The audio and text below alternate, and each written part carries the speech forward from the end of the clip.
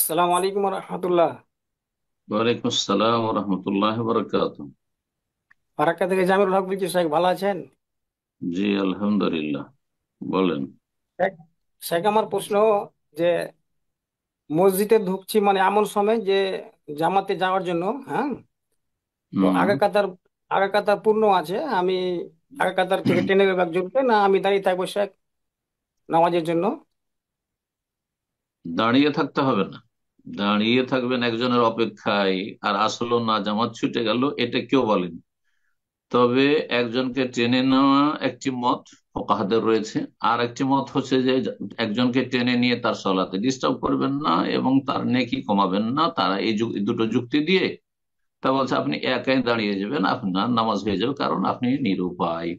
যে হাদিসে রয়েছে একাই সলাৎ হয় না কাতার পিছনে, ওইটা এমন ব্যক্তির জন্য যে ডানে বামে দাঁড়াবার সুযোগ আছে, তারপরও হয়তো রাকাত ধরার জন্য দৌড় দিয়ে গিয়ে মাঝখানে দাঁড়িয়ে গেল। এমন অনেক জাহেলেরা করে, আরব দেশে করে এরকম। অনেক মূর্খ আছে করে। তো এইটা তখন নামাজ হবে না তার।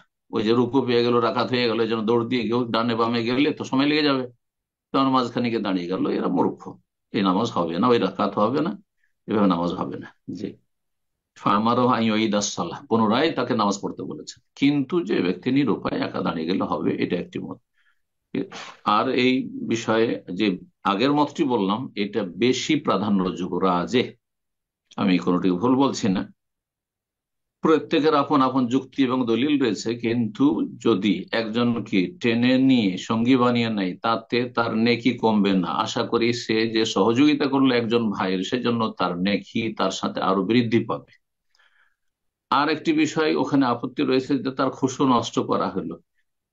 এর জবাব হচ্ছে সেটা মাসলিহাতুস সালাহ, সলাতের বৃহৎ স্বার্থে যেহেতু তাকে একটু ডিস্টার্ব করা হয়েছে, সেজন্য সেটাও কোনো ক্ষতির বিষয় বা আপত্তির বিষয় নয়। এজন্য একজনকে ইশারা করে টেনে নেওয়া এটি বেশি ভালো। আল্লাহ তাআলা আলাম।